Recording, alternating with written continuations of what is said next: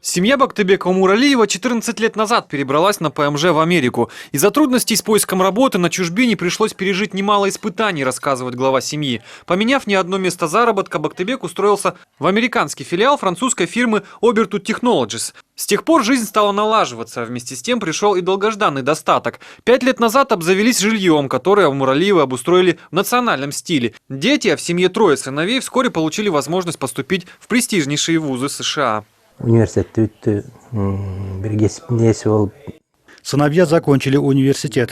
Каждый получил профессию. Самый младший пошел служить в морскую пехоту. Дай бог, и он найдет свое место в жизни.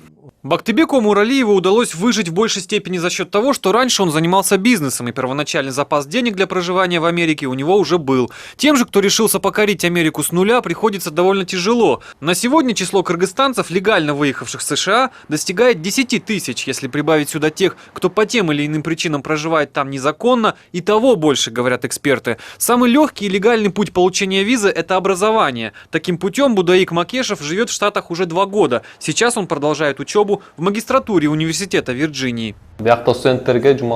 Здесь студенту разрешается подрабатывать 20 часов в неделю. И я с удовольствием пользуюсь этой возможностью. Учусь я бесплатно, а заработанных денег мне как раз хватает на жизнь. Когда только приехал, на протяжении полугода я интенсивно изучал язык. После поступил в магистратуру. Степень получу уже в следующем году.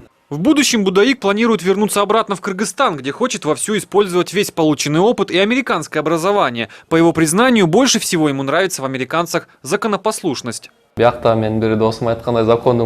говорит мой друг, закон в Америке можно почувствовать руками. И действительно, это так и есть. Где бы ты ни был, что бы ты ни делал, ты всегда следуешь существующим законам. Салтанат Либерт не только удалось продолжить учебу в Америке, но даже стать доктором наук. Профессор Либерт преподает студентам госуправления в том же штате Вирджиния. Несмотря на то, что Салтанат вышла замуж за американца, гражданства у нее нет. Живет по грин-карте. Рано или поздно все равно мечтает вернуться на родину. Мой муж, хотя он американец, он поддерживает мою идею и готов со мной переехать, потому что ему вообще очень нравится наш регион, нравится наша страна.